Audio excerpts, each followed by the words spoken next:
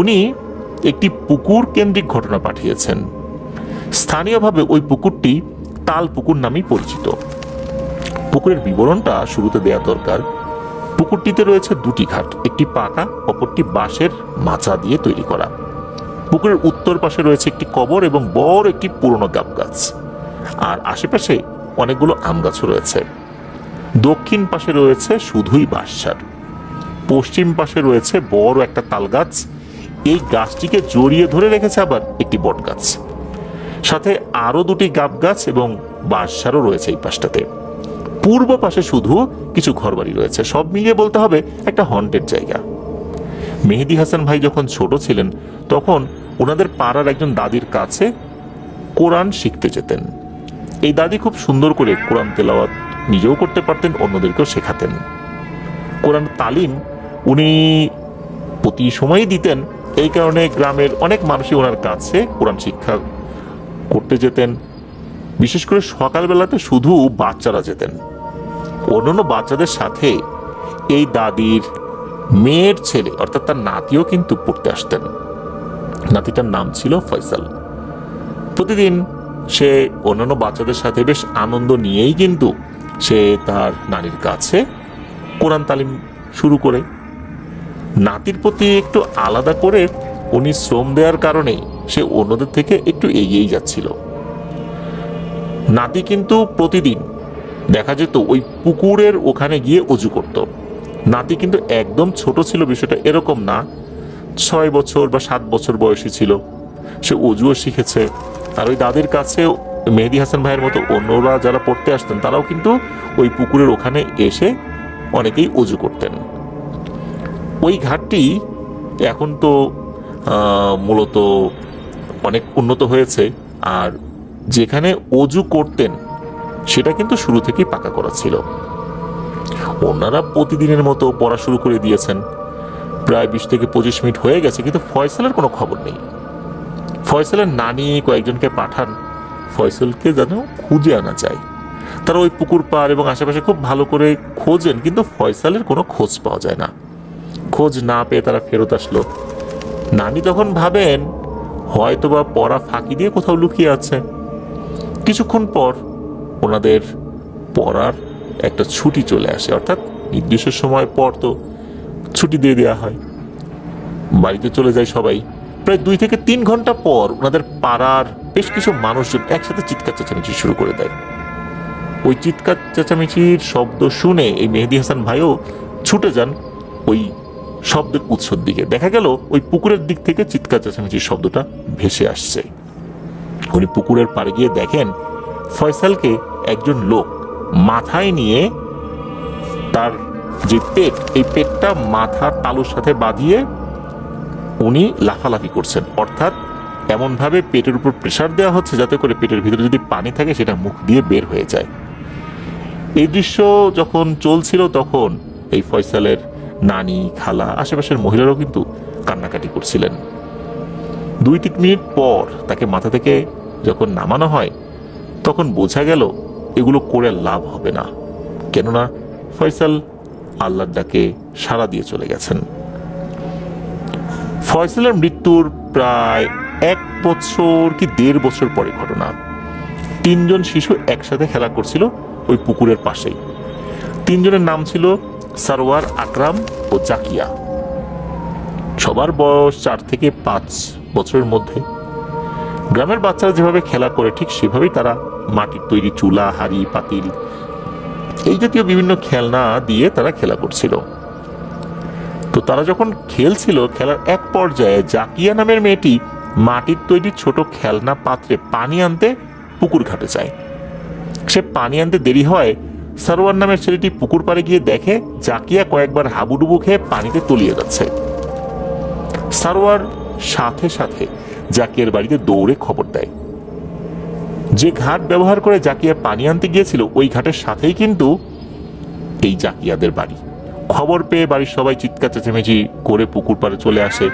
কয়েকজন পানিতে নেমে কিছুক্ষণ খোঁজাখুঁজি করে জাকিয়াকে উপরে তোলে, কিন্তু ততক্ষণে আল্লাহর ডাকে সাড়া দিয়ে জাকিয়া ইহকাল ত্যাগ করেছেন। এই ঘটনার 1 বছর পর আকরাম নামের ছেলেটিও পানিতে পড়ে যায়।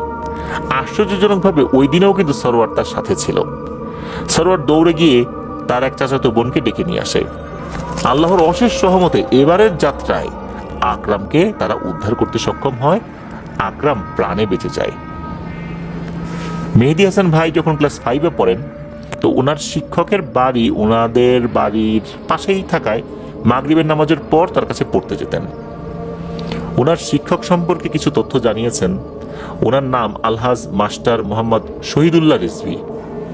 উনি ওনাদের ওই উপজেলার মধ্যে কয়েকবার শ্রেষ্ঠ শিক্ষক হিসেবে ভূষিত হয়েছেন।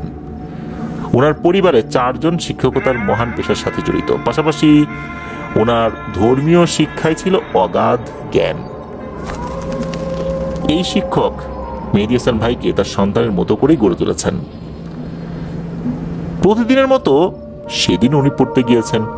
ঘরে প্রবেশ করে দেখেন তার শিক্ষকের ছেলের বউ তার মেয়েকে নিয়ে দাঁড়িয়ে আছে, আর শিক্ষক মেয়েটিকে ঝাড়ফুঁক করছেন। ধর্মীয় বিষয়ে স্যারের অগাধ জ্ঞান থাকায় তিনি ঝাড়ফুঁক জানতেন। মেয়েটিকে যখন দেখলেন মেহেদী হাসান ভাই, উনি দেখলেন মেয়েটার ঘাড় একটু বাঁকা হয়ে আছে, মেয়েটা কান্না করছে।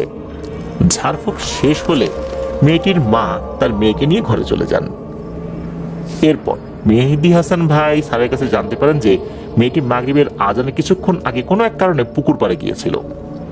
পুকুরের পশ্চিম পাড়ে, যেখানে তাল গাছ, বট গাছ, গাব গাছ, বাঁশঝাড় রয়েছে, সেই দিকটাতে। সেই বাঁশঝাড়ের নিচে মেহেদী হাসান ভাইয়ের এক চাচাতো ভাইয়ের গরু কিন্তু দিনের বেলায় নাকি সারাদিনই রেখে দেওয়া হতো, বেঁধে রাখা হতো আর কি। ঘটনার দিন ওনার চাচাতো ভাইয়ের স্ত্রী গরুর অস্বাভাবিক ডাক শুনতে পেয়েছে। এটা শুনে দৌড়ে পুকুর পাড়ে গিয়েছেন। গিয়ে দেখেন ছোট মেয়েটি ভয় চিৎকার করছে আর তার ঘাড় বাঁকা হয়ে আছে। তো ওই জায়গা থেকে উদ্ধার করে মেয়েটির মাকে নিয়ে স্যারের কাছে যায় ঝাড়ফুঁক করার জন্য আর কি। তো স্যার এই পর্যন্ত বলেন আর কি। এরপর পড়া শুরু করান সবাইকে। পড়া শুরু করার কিছুক্ষণ পর আবার মেয়েটির মা কান্না করতে করতে স্যারের কাছে এসে বলে, কাকা, আপনার নাতনির অবস্থা আরো খারাপ হতে শুরু করেছে, আমি কি কোনো কবিরাজের শরণাপন্ন হতে পারি?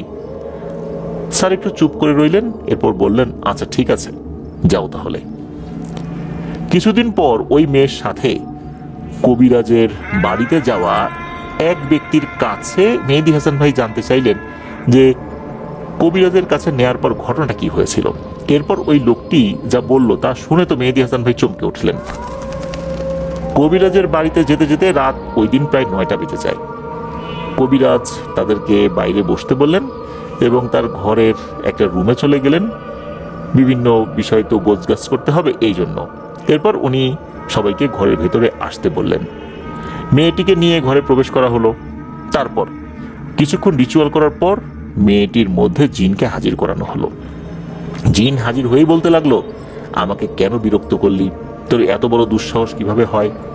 কবিরাজ কিন্তু নরম সুরেই বললেন, তুই মেয়েটিকে মারতে গেলি কেন?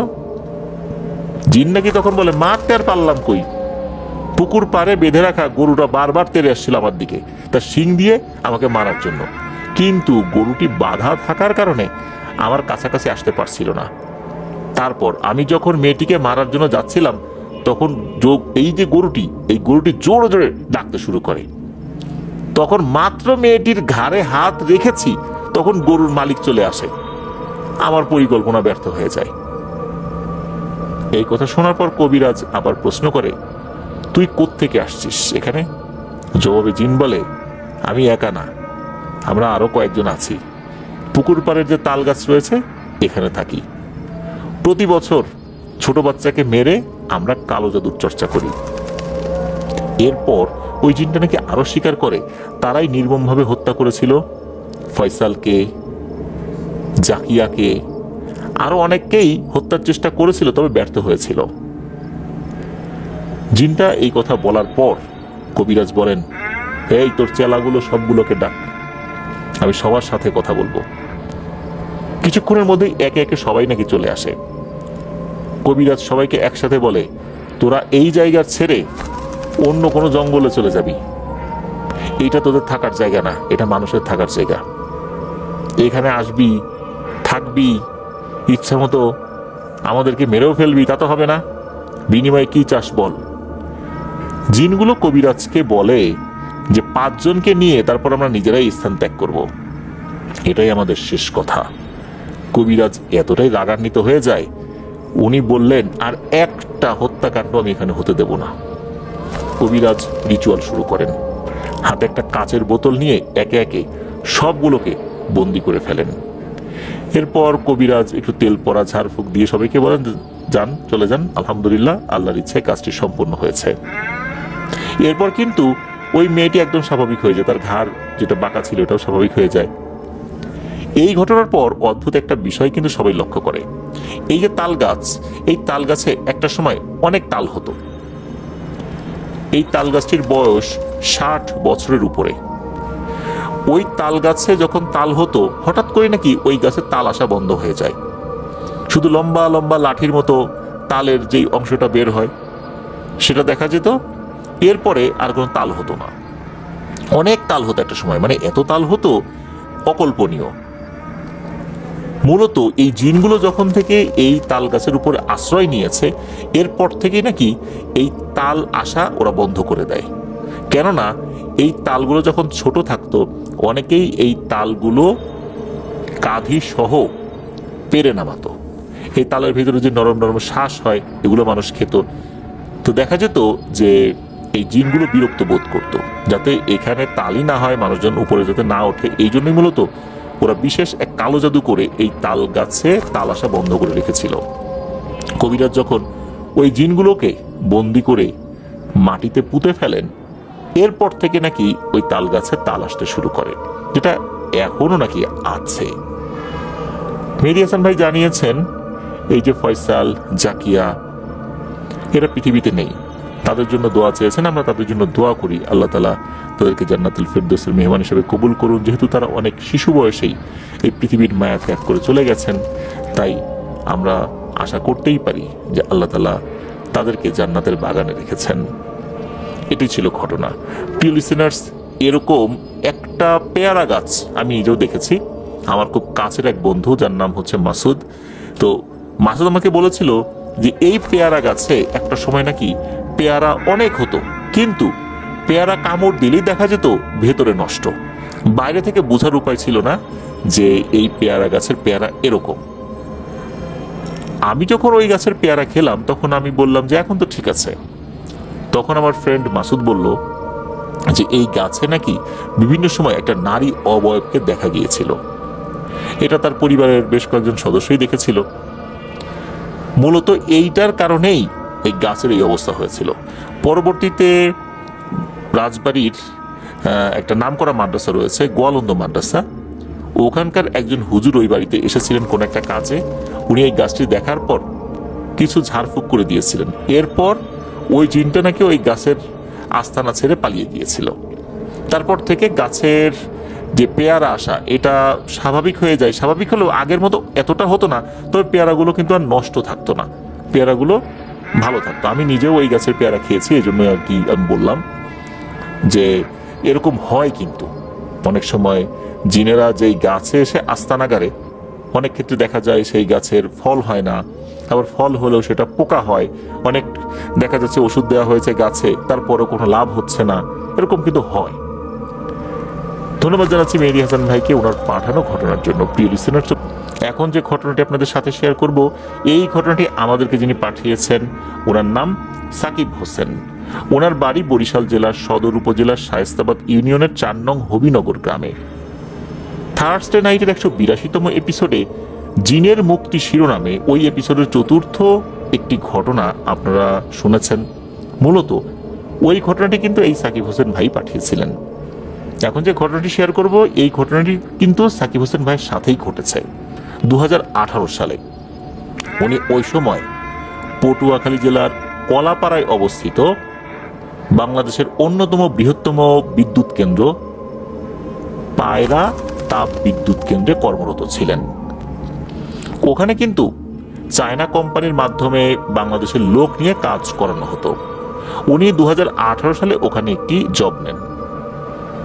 উনি যে কাজটি করতেন সেটা হচ্ছে বড় বড় ক্রেন থাকে না ওখানে, ওই ক্রেন দিয়ে ভারী মালামাল, কন্টেইনার, বা লোহার শিট যেগুলো রয়েছে সেগুলো এক স্থান থেকে অন্য স্থানে সরানো, এই কাজটি উনি করতেন।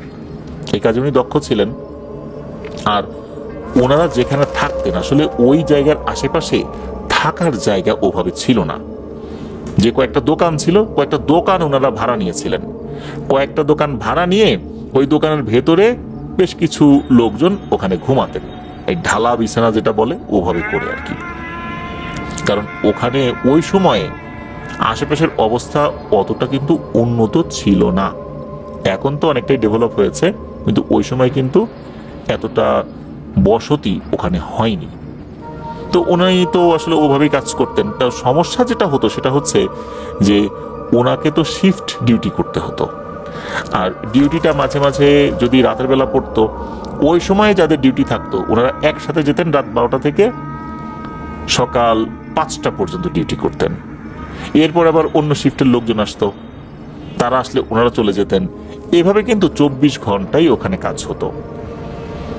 উনি যেখানে থাকতেন আরো কয়েকজনের সাথে, ওই জায়গা থেকে মেইন গেটে হেঁটে আসতেও প্রায় 30 মিনিটের মতো সময় লাগে। আর যেই পথ দিয়ে আসবেন সেই পথের একটা জায়গায় রাস্তা থেকে কিছুটা নিচে জোড়া তাল গাছ রয়েছে, আর ওই জোড়া তাল গাছের ওখানে একটা কবর রয়েছে। দিনের বেলা ওই দিক দিয়ে আসা যাওয়া করতে গেলে তেমন কিছুই মনে হয় না, তবে রাতের বেলা ওই দিক দিয়ে আসা যাওয়া করতে গেলে গাটা ছমছম করে ওঠে ভয়। যখন ওনারা হাঁটাচলা করতেন তখন তো একসাথে বেশ কয়েকজন হাঁটাচলা করতেন, এই জন্য ওরকম সমস্যা হতো না।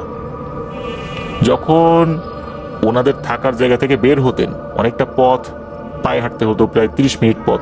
আবার মেইন গেটে আইডি কার্ড চেক করে যখন ওনাদেরকে ঢোকানো হতো, ওখান থেকে হেঁটে হেঁটে মেইন যে কাজের জায়গা সেখানে পৌঁছতেও আরো প্রায় 20 মিনিটের মতো সময় লাগতো। তার মানে প্রায় 50 মিনিট সময় আসা যাওয়ায় চলে যেত শুধু হাঁটাহাঁটি করতে করতে। যেতে 50 মিনিট, আসতে 50 মিনিট। এক রাতে উনি অন্যান্যদের সাথে গিয়েছেন, তবে ওই দিন আবার উনি সন্ধ্যার পরে গিয়েছেন। ওনার শিফট ডিউটিটা ওরকমই ছিল আর কি। যাওয়ার পর হঠাৎ করেই ওনাকে জানানো হলো, ওনার যে চায়না সুপারভাইজার যিনি ছিলেন আর কি, চাইনিজ সুপারভাইজার, উনি চায়না ভাষায় কথা বলতেন। কিছু কিছু ভাষা এই সাকিব ভাই রপ্ত করেছিলেন, যার কারণে কিছু কিছু বিষয় বুঝতেন আর কি। সেই সুপারভাইজার এসে বলে যে সাকিব, আমরা চায়না ভাষায় বলছে, আমরা বাংলায় বলছি কি, যে সাকিব তোমাকে আজকে রাত্রে নাইট শিফট করতে হবে, কেননা তুমি চলে যাওয়ার পর এইখানে যে আসবে সে জানিয়েছে সে খুবই অসুস্থ, সে আসতে পারবে না। কি আর করা, ওভার টাইম করতে হবে, তাতে কোনো সমস্যা নাই, উনি করবেন। ভোর 5টার দিকে ওনার ডিউটি শেষ হবে, তখন চলে যাবেন। যেহেতু ওনাকে রাতে থাকতে হবে, এই কারণে ওনার সাথে যারা আসতো তারপর যেত, তারা বুঝতে পারলেন যে সে তো আর যেতে পারবে না। তারা যখন বিদায় নেওয়ার জন্য আসছেন, উনিও বলে দিয়েছেন যে আমার তো ডিউটি আছে, আমি যেতে পারবো না। উনি রাত 12টার পরে আবার দ্বিতীয় শিফটের কাজ শুরু করেছেন যখন, তখন হঠাৎ করে ওই চায়না সুপারভাইজার এসে বলে যে বিশেষ একটা কারণে আজকে নাইট শিফটে কোনো কাজ হবে না, তোমরা সবাই যে যার বাড়িতে চলে যাও। যেই না এই কথা বলছেন, এখন এই সাকিব ভাই পড়ে গেছেন এক বিপদে। কেননা ওনার সাথে থাকা সবাই তো চলে গেছেন, কারণ যেই সময় বলেছে এতক্ষণে মেইন গেট পার হয়ে চলে গেছেন, কারণ মেইন গেট পর্যন্ত যেতেও তো তার প্রায় 20 মিনিট লাগবে। আর 12টা 15 কি 20, তার মানে হচ্ছে যে এই সময় মেইন গেটের কাছাকাছি বা মেইন গেট পার হয়ে চলে গেছেন। ওই সময় কোনো একজনকে ওয়্যারলেসের মাধ্যমে যে জানানো হবে যে এই লোকগুলো গেট দিয়ে যাচ্ছে, তাদেরকে একটু অপেক্ষা করতে বলো, ওই অবস্থাও ওই সময়ের প্রেক্ষাপটে ছিল না। কাছাকাছি কোনো ওয়্যারলেস সেট ছিল না যাতে করে গেটে কোনো ইনফরমেশন পৌঁছানো যায়। আর এই ধরনের ইনফরমেশন আসলে পৌঁছানো হয় না নির্দিষ্ট একজন ব্যক্তি কেন্দ্রিক কোনো সমস্যার কারণে। এখন উনি ওই চাইনিজ সুপারভাইজারকে বলতেছেন যে বস, আমি এখন একা কিভাবে যাব? আমি তো সবাইকে বিদায় দিয়ে দিছি, পথে তো অনেক ভয় আছে, কেমন নির্জন জায়গায় গা ছমছম করে, আমি এখন কিভাবে যাব? আমি তো যেতে পারবো না এখন। এই কথা শোনার পর ওই চাইনিজ সুপারভাইজার কিছুক্ষণ চুপ করে থেকে বললেন যে আসলেই তো সমস্যা, তুমি তো ঠিকই বলছো, একটা কাজ করো, তুমি আমার বাইসাইকেলটা নিয়ে যাও, তাহলে কি কোনো অসুবিধা হবে? এই কথা শোনার পর সাকিব ভাই চিন্তা করলেন যে বাইসাইকেল লোহার জিনিস, লোহার জিনিস সাথে থাকলে ভয় ভীতি কম হয়। আর যেহেতু উনি নিজে থেকেই এটা দিতে চাচ্ছেন, তার সাথে ভালো একটা আন্তরিকতা রয়েছে, তো নিয়ে যাই। এরপর ওনার বসের বাইসাইকেলটা নিয়ে বেরিয়ে গেলেন। গেটে আবার আইডি কার্ড চেক করে তাকে বের হতে দেওয়া হলো। এরপর উনি যাচ্ছেন, যাওয়ার পথে দেখলেন ছোট্ট একটা চায়ের দোকান খোলা আছে। ওখানে চা, সিগারেট, বিড়ি এগুলো বিক্রি হতো। ওখান থেকে কয়েকটি সিগারেট কিনে নিলেন। চিন্তা করুন, রাত্রে একা একা যাচ্ছেই, সাইকেল তো আছেই সাথে, কয়েকটা সিগারেট কিনে নিয়ে যাই, সিগারেট খেতে খেতে যাব, তাহলে কোনো সমস্যা হবে না, আগুন সাথে থাকলে ভূত প্রেত কাছে আসতে পারে না, এই চিন্তা করে কয়েকটা সিগারেট কিনেছেন, একটা ধরিয়ে সাইকেল চালাচ্ছেন। যেহেতু সাইকেল চালাচ্ছেন, বাতাসের কারণে সিগারেটটা একটু দ্রুতই ক্ষয় হয়ে যাচ্ছিল। ওই সময়টা আবার ছিল শীতকাল, কনকনে শীতের সময়। উনি সাইকেল চালাতে চালাতে ওই সেই জায়গাটাতে চলে আসেন যেখানে দুটো তাল গাছ, অর্থাৎ জোড়া তাল গাছ আর পাশে কবর রয়েছে। উনি যখন ওখানে এসেছেন তখনই একটা ভয়ঙ্কর দৃশ্য দেখেন। উনি দেখতে পান ওই তাল গাছের ওখান থেকে সাদা কাফনের কাপড় পরা কোনো একটা জিনিস হেঁটে হেঁটে আসছে। ওখান থেকে হেঁটে হেঁটে রাস্তার উপরে উঠে গেল। রাস্তার উপরে উঠেই টান টান হয়ে শুয়ে পড়ল। উনি তো বুঝতে পারছেন যে ঘটনাটা কি। এত রাত্রে এখানে তো কোনো মানুষজন আসবেই না, শুধু এই নাইট শিফটে যারা আসে তারা তো রাত 12টার সময় কাজে যোগদান করে, তারও আগে মেইন গেট দিয়ে ঢুকতে হয়। 12টা মানে 12টার সময় ঢুকতে হয়। আর যারা বের হয়ে যান তারা বের হয়ে তো এদিক দিয়ে চলে গেছেন, এদিক দিয়ে খুব অল্প সংখ্যক লোকই যায়। এখন তো এখানে কোনো লোক দুষ্টামি করার জন্য আসবে না। এটা দেখে উনি তো পেয়ে গেছেন ভয়, এমন ভয় পেয়েছেন, এই যে সিগারেট সাথে থাকলে যে জিন ভূত কাছে আসে না, উনি ভয়ে সিগারেটই ফেলে দিয়েছেন। সিগারেট ফেলে দিয়ে আল্লাহর নাম নেওয়া শুরু করেছেন। আর উনি আল্লাহর কাছে বলছেন যে আল্লাহ তুমি আমাকে সাহায্য করো, তুমি ছাড়া আমার কেউ নাই। এই সময় এই জিনিসটা যদি এখন আমাকে ধরে ফেলে তাহলে আমার লাশটাও খুঁজে পাওয়া যাবে না, কোথায় মাটিতে পুঁতে ফেলবে আমাকে আর খুঁজেও পাওয়া যাবে না, আল্লাহ তুমি সাহায্য করো। এইটা উনি বলতে বলতেই, মানে উনি বিড়বিড় করে বলছেন, চিৎকার করে না, আর ওনার শরীর দরদর করে ঘেমে একদম একাকার হয়ে গেছে। শীতকালেও ঘেমে একদম উনি গোসল করে উঠেছেন বলতে হবে।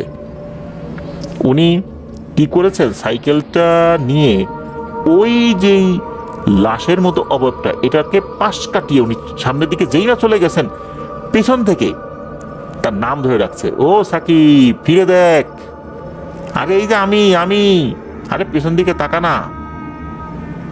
মানে এমন ভাবে বলছে যে তার কোনো বন্ধু। উনি আর পেছন দিকে তাকালেন না, উনি সাইকেল চালাতে শুরু করলেন বেশ জোরে সোরেই। হঠাৎ করে মনে হলো ওনার কানের কাছে এসে কেউ বলছে, আবার যদি রাতের বেলা একা একা দেখি রে, তাহলে কিন্তু আর বেঁচে ফিরতে পারবি না। এইটা শোনার পর ওনার ভয়ের মাত্রা আরো বেড়ে যায়। উনি সাইকেলটা আরো জোরে চালাতে শুরু করেন। সাইকেল চালাতে চালাতে ওনারা যেই দোকানে ঢালা বিছানা করে থাকতেন, ওই দোকানেতে ঝাঁপি, ওইটার কাছে এসে সাইকেল নিয়ে এমন ভাবে আঘাত করেন, উনিও পড়ে যান। আর হঠাৎ করে রাতের বেলা এত জোরে শব্দ হওয়ার কারণে ভেতরে থাকা তার অন্য যারা সহকর্মীরা ছিলেন, তারা তো ঘুমিয়ে গিয়েছিলেন, তারা তো উঠে পড়ছে, আরে কি হলো, নিশ্চয় চোর ডাকাত আসছে। উনি তো ভয় পেয়ে গেছেন, কিন্তু চোর ডাকাত হলে তো আরো শব্দ করার কথা, আর তো শব্দ হচ্ছে না। কি মনে করে ওনারা বেশ কিছুক্ষণ চুপ থেকে বাইরে বের হয়েছেন।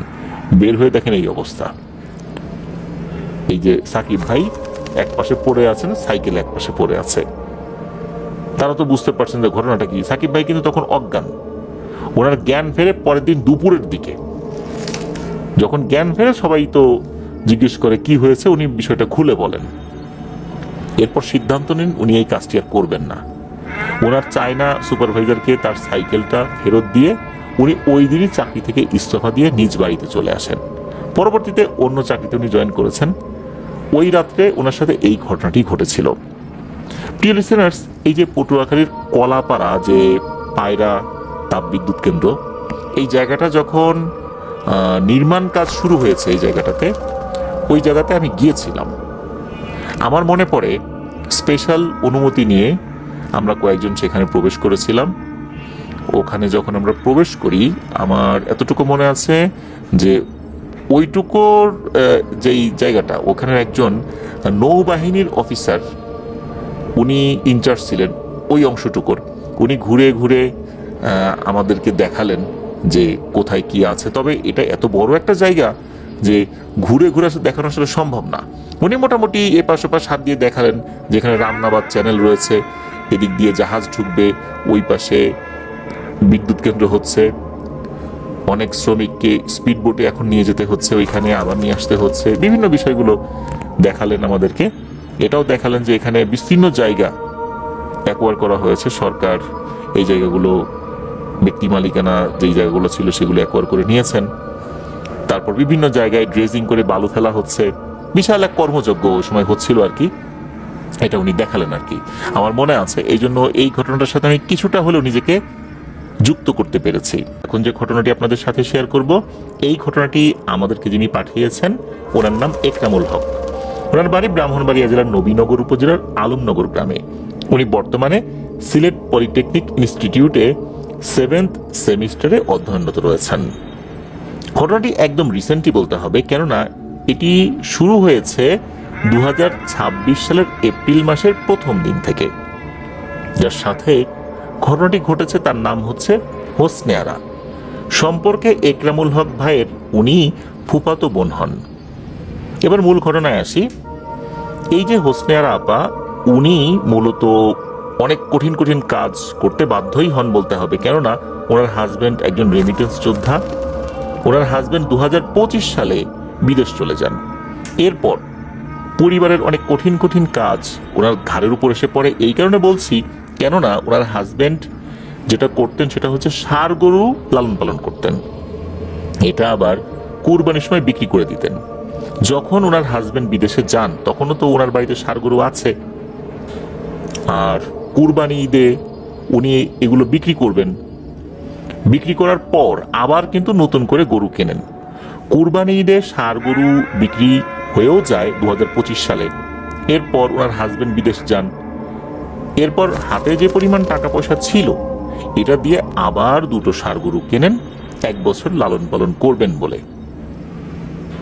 যেহেতু ওনার হাজবেন্ড যখন দেশে ছিলেন অনেক কঠিন কঠিন কাজ করতেন বলতে, এই ষাঁড় গরু লালন পালন করতে গিয়ে এই গরুর ঘাস তো কাটতে হবে। একটা সময় তো ওনার হাজবেন্ড এগুলো করতেন। এখন ওনার হাজবেন্ড বিদেশ চলে গেছে, এটা তো ওনাকেই করতে হবে। ওনার 3টা মেয়ে, একটা ছেলে। বড় মেয়ের বিয়ে হয়ে গেছে, অন্য যে 2জন মেয়ে তারা ছোট ছোট, ওনার ছেলেও ছোট। এরা কিন্তু এই ঘাস কাটতে পারে না। কি আর করা, উনি কষ্ট করে এই কাজটি করছিলেন। গরুদের ঘাস কিন্তু একটা নির্দিষ্ট জমিতে ওনারা ফলিয়েছেন। তারপর দেখা যাচ্ছে মাঠের বিভিন্ন জায়গায় লম্বা লম্বা ঘাস হয়ে যায়। এগুলো পরবর্তীতে দেখা যাচ্ছে যে জমির মালিক কেটেই ফেলে দেন বা লোক লাগিয়ে কাটাতে হয়। তখন কি হয়, যারা এই গরু লালন পালন করেন ওনারা এগুলো কেটে নিয়ে আসেন। যার কারণে ওই সাইডটাতে গিয়ে, অর্থাৎ যেই সাইডে এই ঘাস ফলানো হয়েছিল, তারপর বড় বড় ঘাস এমনিতেও হতো, এই সাইডটাতে গিয়ে ঘাস কাটতে হতো। আর এই সাইডটা অনেকটা চকের মতো, উঁচু ঢিবি আছে, টিলার মতো আর কি। ওখানে হয় কি, এই যে ঘাসগুলো অনেক সময় দেখা যাচ্ছে যে ঘাসের সাথে কাদা টাদা থাকে, এগুলো আবার গরু খেতে চায় না। এই ঘাসগুলো কাটার পর এগুলো আবার পানিতে ধুইতে হয়। পানিতে ধোবার পর এগুলো শুকাতে হয়, তারপর গরুকে দিতে হয়। ভেজা ঘাস গরু খেতে চায় না, খেলে গরুর পেটেও সমস্যা হতে পারে। তো এই যে কাজগুলো, এই কাজগুলো করতে গিয়ে একটা সমস্যা দেখা দিল। তা হচ্ছে, উনি যেখানে গরুর ঘাস ধোয়ার কাজটা করতেন ওইটা একটা পুকুরের মতো ছিল। ওই চকের ওখানে একটা পুকুর। উনি চিন্তা করতেন, ঘাস যেহেতু আমি পানিতে ধুয়ে নিলাম, এখন এখান থেকে গোসলটা করে তারপর বাড়িতে যাই। উনি প্রতিদিন এই কাজটি করতেন। উনি সাধারণত দুপুর 1টার আগেই বাড়িতে ফেরত আসতেন এই ঘাসগুলো নিয়ে। একবার কি হয়, উনি এক রাতে একটা স্বপ্ন দেখেন। স্বপ্নের মধ্যে দেখেন একটা অবয়ব তাকে বলছে যে তুই কখনোই আর এই ডোবার এখানে আসবি না, তুই এখানে ঘাস ধুবি না, তুই এখানে গোসলও করবি না। আমরা এখানে 7 ভাই থাকি। আমরা 7 ভাইয়ের মধ্যে 3 ভাই কিন্তু আমরা ভালো, আর 4 ভাই কিন্তু অতটা ভালো না।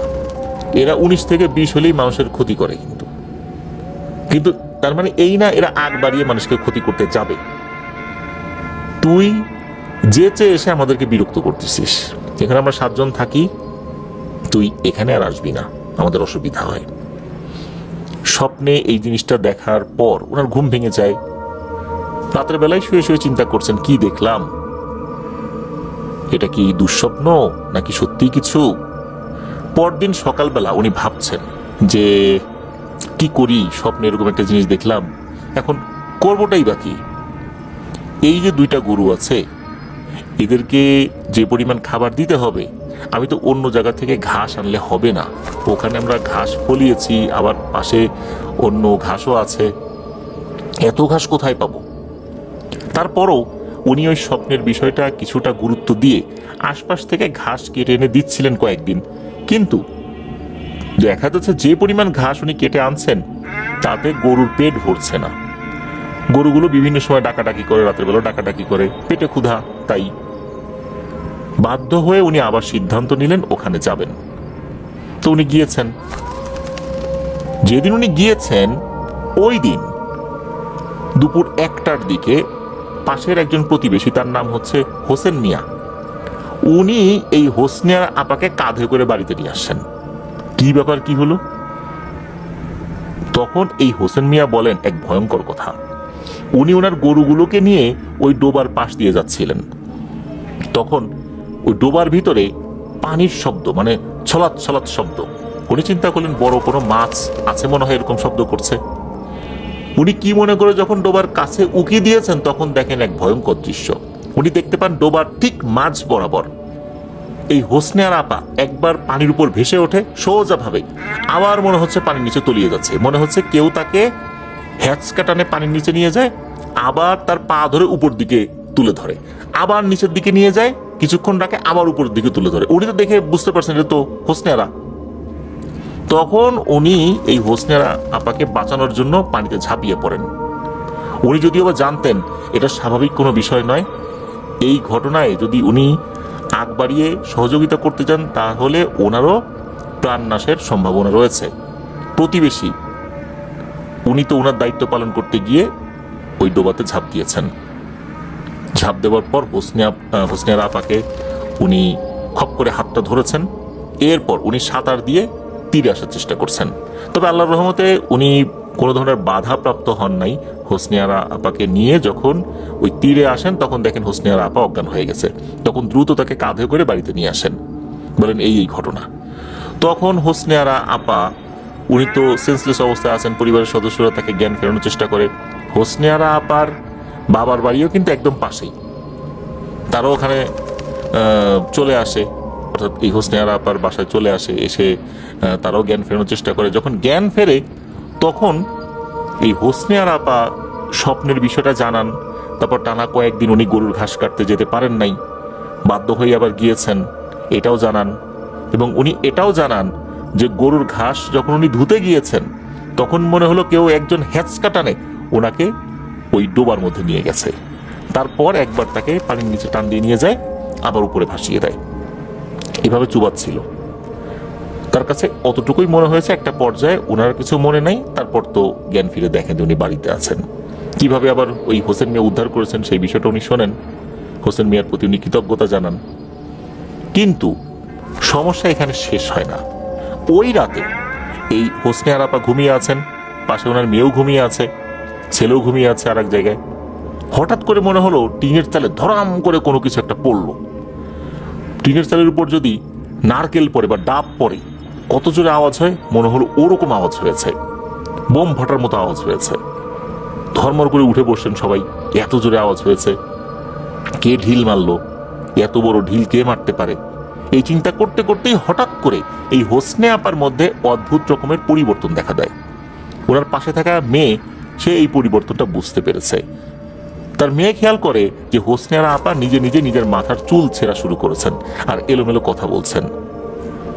উনি এরকম কথা বলছেন, ওনার মেয়ে তো ছোট মানুষ, আসলে কি বলবে কি করবে বুঝতে পারছে না। তখন নাকি ওই হোসনিয়ারা আপা বলছেন যে বাঁচাতে পারবি না, একে বাঁচাতে পারবি না, ওর কত বড় সাহস, ওকে কতবার নিষেধ করলাম তারপরও ও আবার গেছে।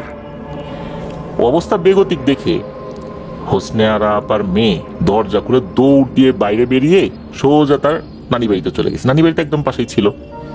রাতের বেলা তাদেরকে ডেকে তুলেছে, ওই বাড়ির লোকজন এখানে চলে আসছে। হোসনে আরা আপার মা যখন ওখানে আসছেন, আসার পর হোসনে আরা আপার মাকে উদ্দেশ্য করে হোসনে আরা আপার ভেতরে থাকা ওই অবয়বটা বলছে, তোর মেয়েকে বাঁচাতে পারবি না। কত বড় সাহস! ও আবার গেছে ওকে নিষেধ করার পরেও। এদিকে আশপাশ থেকে লোকজন চলে আসছে, ওই যে হোসেন মিয়া উনিও চলে আসেন, এসে দেখেন এই অবস্থা। যারা পুরুষ সদস্যরা আছেন তারা তো ধরে রাখার চেষ্টা করছেন, কিন্তু কোনোভাবেই তাকে ধরে রাখা যাচ্ছে না। তো একটা পর্যায়ে তখন ওই পরিবারের সদস্যরাই বলেন যে কি করা যায় আপনি একটু বলেন, আপনার কাছে এই পরামর্শ চাই। তখন কোনো কথা বলে না, বোঝা গেল যে কাজ হবে না, এরা ওই পরিবারের সাথে সরাসরি কথা বলবে না। হোসনে আরা আপার শরীরে তিনটা মনে হলো খিচুড়ির মতো একটা ঝাঁকুনি দিল, তারপর জিনটা চলে যায়। এরপরে হোসনে আরা আপা স্বাভাবিক হয়ে যান। পরদিনই একজন হুজুর আনা হয়, যিনি এই ধরনের রুকিয়া সংক্রান্ত বিষয়ে অভিজ্ঞ ছিলেন।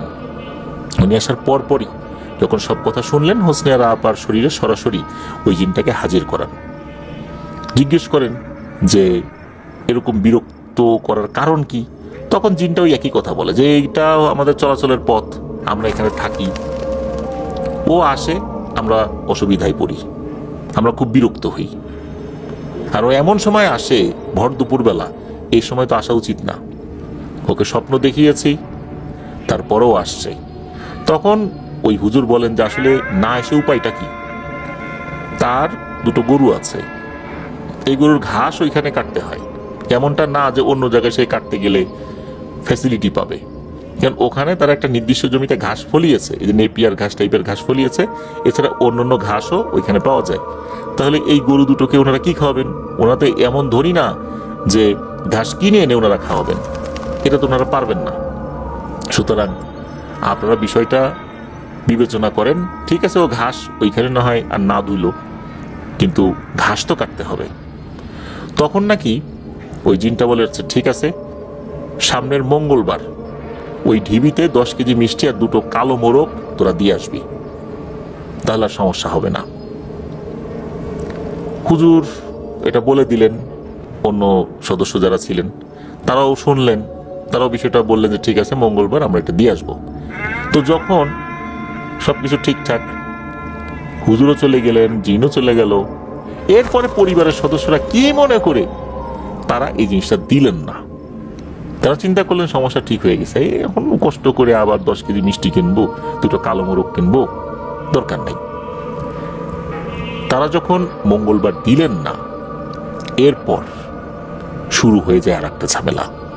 হঠাৎ করে পরিবারের অনেক সদস্যরা সেখানে ছিলেন, সবার উপস্থিতিতে হঠাৎ করেই এই হোসনে আরা আপার মধ্যে ভয়ঙ্কর রকমের পরিবর্তন চলে আসে। উনি মাথার চুল এলোমেলো করে ফেলেন, মাথার চুল ছিঁড়তে থাকেন। তারপর ঘরের ভেতর থেকে একটা কুড়াল নিয়ে আসছেন, নিয়ে এসে উনি বলতেছেন যে এ আর বাঁচবে না, তোরা ইনসান জাতি প্রতিজ্ঞা ভঙ্গ করিস, প্রতিজ্ঞা করার পরও তোরা কথা রাখলি না, সুতরাং আর কোনো কাজ হবে না, একে মেরেই ফেলবো। এই কথা বলার পরেই হোসনে আরা আপার বড় বোন আবার ওখানেই বসা ছিল।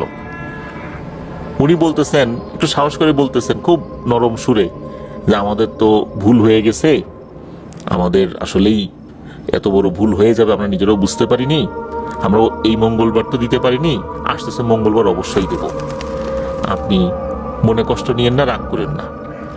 তো বেশ কয়েকবার এটা বলার পর মনে হলো যে হোসনে আরা আপার শরীরের ভিতরে থাকা ওই অভাবটা কিছু একটা চিন্তা করলো। এরপর বললো আচ্ছা ঠিক আছে, যা, এবারের মতো শেষ সুযোগ দিলাম, কিন্তু এরপরে যদি না দিস তাহলে প্রতিজ্ঞা করলাম এই পরিবারের একটাকেও আর রাখবো না।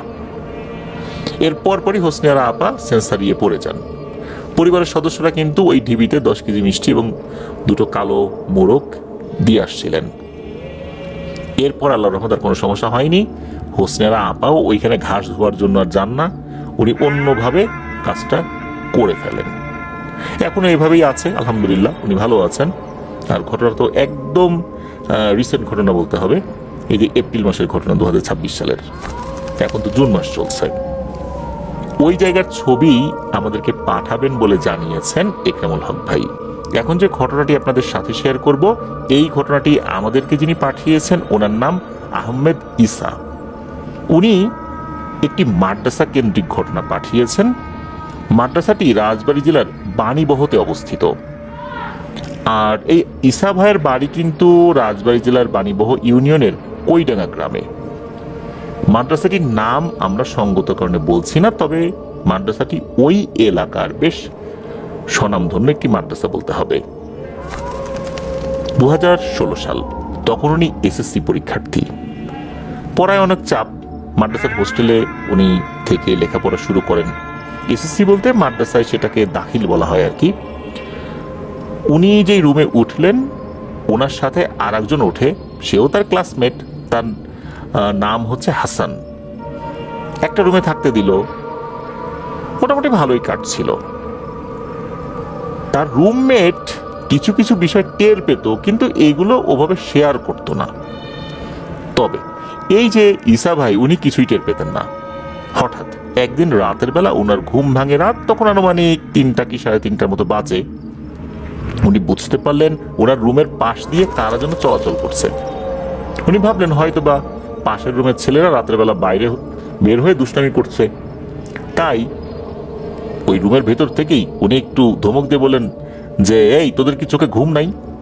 এত রাতে বাইরে ফাজলামি করছিস, বের হবো নাকি? বের হলে কিন্তু পিটানি দিব।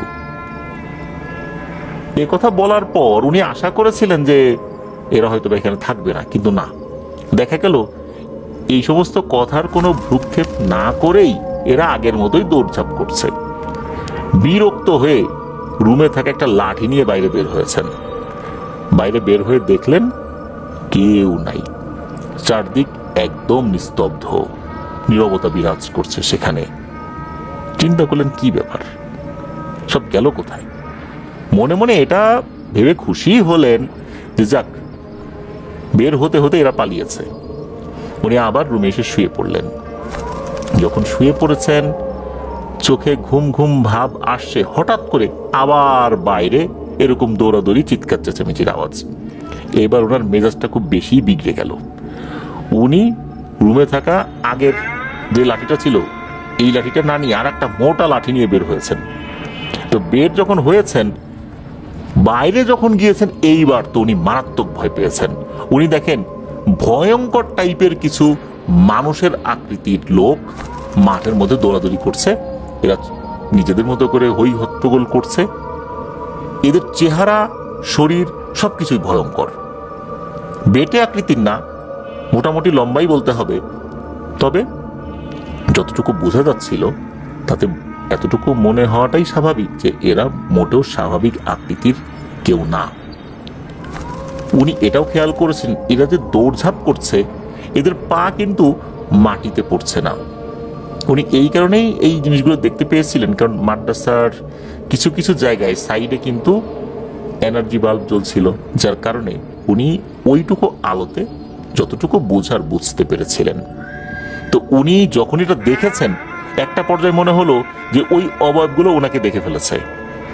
তারা যখন এই ঈসা ভাইয়ের দিকে তাকিয়েছে, মনে হলো এরাও ভয় পেয়েছে। এদের মধ্যে কেউ কেউ দৌড়ে কোথায় যেন চলে গেল, কেউ কেউ আবার দৌড়ে গাছে উঠে গেল, কেউ কেউ আবার সাথে সাথে ভ্যানিশ হয়ে গেল। উনি এটা দেখে তো মারাত্মক ভয় পেয়েছেন। মানে এইটা অল্প সময়ের মধ্যেই সবকিছু হয়ে গেল আর কি, 10 সেকেন্ডের মধ্যেই এই ঘটনা ঘটে গেছে। উনি দ্রুত ঘরে ঢুকে দরজা বন্ধ করে দিয়ে বিছানায় শুয়ে পড়েছেন। যদিও বা ওই সময় গরমকাল ছিল, একটা কাঁথা বের করে কাঁথা গায়ে দিয়ে একদম মুড়ি দিয়ে উনি ঠকঠক করে কাঁপছেন ভয়ে। জানলারে কি দেখলাম, এখন যদি এই জিনিস আমার রুমের মধ্যে ঢুকে পড়ে তখন আমার কি হবে? উনি তো ভয়ে, ওনার অবস্থা খারাপ। ওই রাতে উনি আর ঘুমাতেই পারেন নাই। উনি যে পাশের জনকে ডাকবেন, এই আওয়াজটা ওনার গলা দিয়ে বের হচ্ছে না, মানে শরীরে এই শক্তিটাও নাই, গলা দিয়ে কোনো আওয়াজই বের হচ্ছে না। কোন রকমের রাতটা পার করেছেন নির্ঘুম। এরপরে উনি এক বড় ভাইয়ের সাথে বিষয়টা শেয়ার করেন। তখন ওই বড় ভাই বলেন যে রাতের বেলা অনেক কিছুই দেখবা, তবে এদেরকে ঘাটাতে যেও না, বিরক্ত করতে যেও না, ওদেরকে কৌতূহল নিয়ে দেখতেও যেও না। তাহলে কিন্তু বিপদে পড়বা। ওরা ওদের মতো থাক, আমরা আমাদের মতো থাকি, এখন পর্যন্ত ওরা তো আমাদেরকে কোনো ক্ষতি করেনি। এই কথা শোনার পর ঈসা ভাই আশ্বস্ত হলেন। এরপর যখন ওনার বন্ধুর সাথে বিষয়টা শেয়ার করেছিলেন, তখন ওনার বন্ধুও বলেছে যে হ্যাঁ, এরকম শব্দ আমিও শুনছি, কিন্তু আমি কখনো বের হই নাই। এরপরের একটাদের ঘটনা, ঈসা ভাই ওয়াশরুমে যাবেন।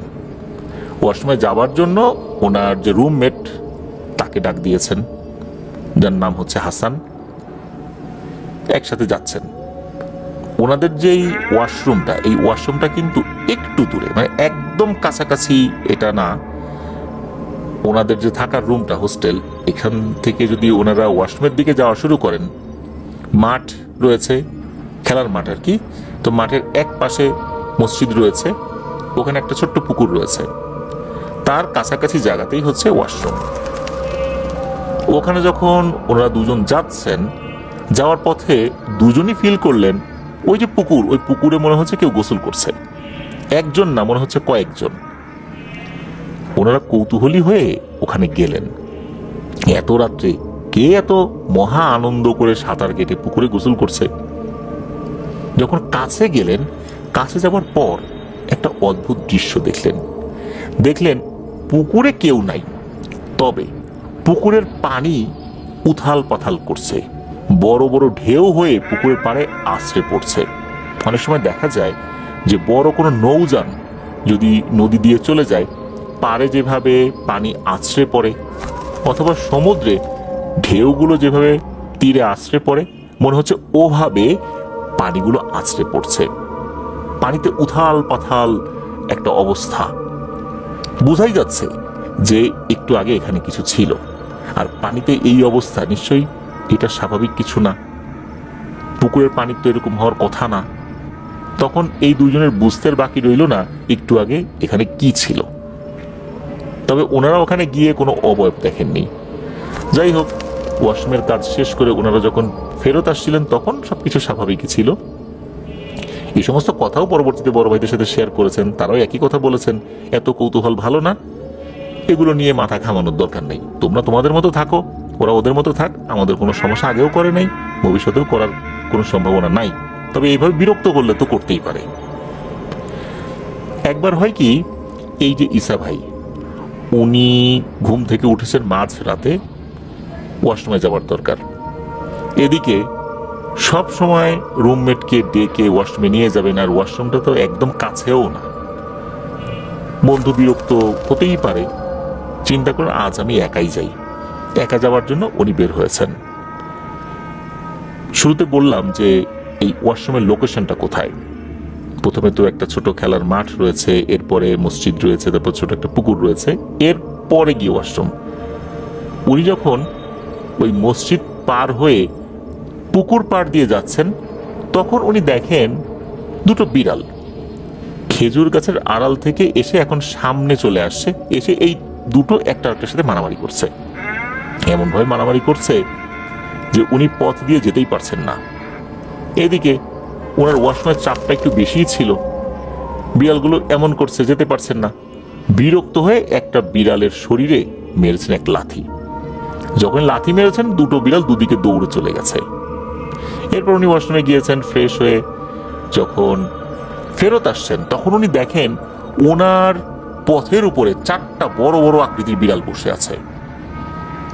বড় বড় বলতে এত বড় না যেটাকে অস্বাভাবিক বলে মনে হয়, তবে বিড়ালের যে সাইজ সাধারণত হয়, এগুলোর মধ্যে একটু বড় সাইজ আছে না, ওই রকম। এই চারটা বিড়াল একদম পাশাপাশি বসে আছে লাইন ধরে, রাস্তা আগলে। মনে হচ্ছে যে এই চারটা অত্যন্ত রাগান্বিত চোখে তার দিকে তাকিয়ে আছে। উনি চিন্তা করলেন যে দুটো গেছে, মনে হয় আরো দুটোকে সাথে নিয়ে আসছে এই চারটা। উনি করলেন কি, ওনার কাছে মোবাইল ছিল, মোবাইল ফোনের আলোটা ভালো করে জ্বালিয়ে পাশে একটা কঞ্চি পেলেন, এই কঞ্চিটা ভেঙে একটা লাঠির মতো তৈরি করলেন। এরপর ওই চারটা বিড়ালকে ধাওয়া দেওয়ার জন্য সামনে এগিয়ে গেলেন। অদ্ভুত ব্যাপার হচ্ছে, চারটা বিড়াল একদম নির্বিকার ভাবেই বসে আছে, তাদের মধ্যে কোনো ভয় ডর কিছুই নেই। তারা খুব গভীরভাবে পর্যবেক্ষণ করছে ঈসা ভাইকে। উনি এগিয়ে যাচ্ছেন, চারটা বিড়াল একদম স্বাভাবিক, তাদের মধ্যে কোনো নড়াচড়া নেই। এই দৃশ্য দেখে ঈসা ভাই ভয় পেয়েছেন যে কি ব্যাপার, এরা কোথাও যায় না কেন, এমন তো হওয়ার কথা না। তখন হয় কি, এই 4টা বিড়ালের মধ্যে প্রথম একটা বিড়াল, যেটা রাস্তার এক সাইডে ছিল আর কি, মনে হলো এই বিড়ালটা উঠে দাঁড়ালো, বসা ছিল তো, উঠে দাঁড়ালো। তারপর ওই পাশে ঝোপ জঙ্গল ছিল, ঝোপ জঙ্গলের মধ্যে দিয়ে সে হাঁটা শুরু করলো, তার পিছু পিছু অন্য 3টাও চলে গেল। এগুলো যখন চলে গেল, তখন একটা ব্যাপার উনি ফিল করলেন, মনে হলো একটা ঠান্ডা বাতাস এসে ওনার শরীরে ধাক্কা দিল। যখন ধাক্কা দিয়েছে তখন তো গরমকাল, এত সুন্দর ঠান্ডা বাতাস যখন ওনার শরীরে ধাক্কা দিয়েছে, তখন উনি বলে উঠেছেন, আহ, খুব ভালো লাগলো তো, দারুণ মজা লাগলো তো, এই গরমের মধ্যে তো ঠান্ডা বাতাস। উনি খেয়াল করলেন বাতাসটা এক সাইড দিয়ে চলে গেল, মনে হলো ওই বাতাসটা শো শো শব্দ করে পাশে থাকা একটা ঝোপের দিকে গেল, সেইখানে একদম তছনছ হয়ে যাচ্ছে সবকিছু, এমন একটা অবস্থা। এটা হচ্ছে সেই ঝোপ, যেই ঝোপের দিকে ওই 4টা বিড়াল চলে গিয়েছিল। এরপর তো ওরা রুমে চলে আসেন, শুয়ে পড়েন। এরপর থেকেই কিছু সমস্যা উনি ফেস করতে লাগলেন। তা হচ্ছে যে ঘুমের মধ্যে উনি একটা নারী অবয়বকে দেখতে পেতেন। এই নারী অবয়বটা তার সাথে এসে কথা বলতো, তার নাম বলেছে রাশিদা।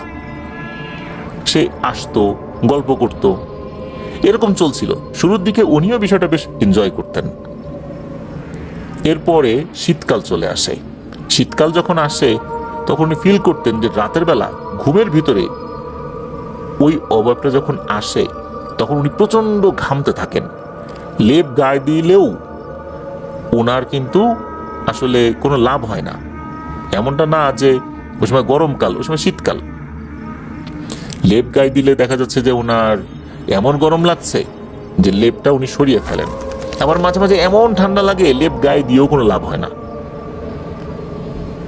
সবগুলো লেপ যদি ওনার গায়ের উপর এসেও চাপ দেওয়া যায়, তাও মনে হবে যে ওনার ঠান্ডাই লাগছে।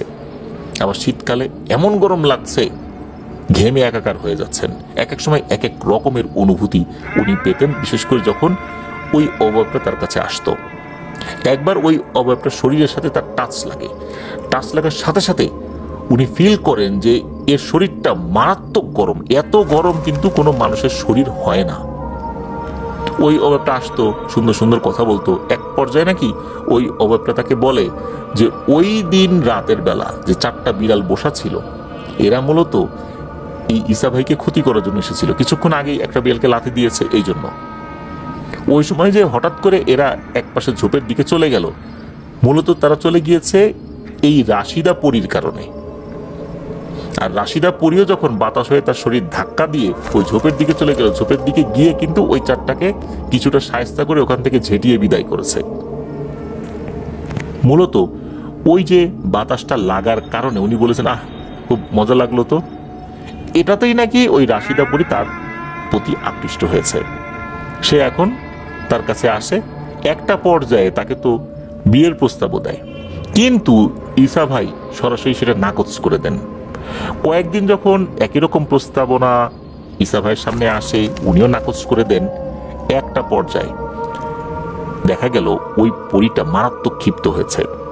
আগে তো সুন্দরী নারীর বেশ ধরে আসতো, এরপর থেকে এমন ভয়ঙ্কর নারীর বেশ ধরে আসে যেটা কোনো মানুষের পক্ষে সহ্য করাই সম্ভব না। যেহেতু ঘুমের ভেতরে আসতো, যার কারণে ওনার বড় ধরনের কোনো ক্ষয়ক্ষতি না হলেও সকালবেলা উনি ঘুম থেকে ওঠার পর থেকে মাথা ঝিমঝিম করতো, মনে হতো যে উনি মাথা ঘুরে পড়ে যাচ্ছেন, শরীরে বল পাচ্ছেন না। একবার তো এমন হলো যে উনি ক্লাসে যাচ্ছেন, তখন মাথা ঘুরে পড়ে যান।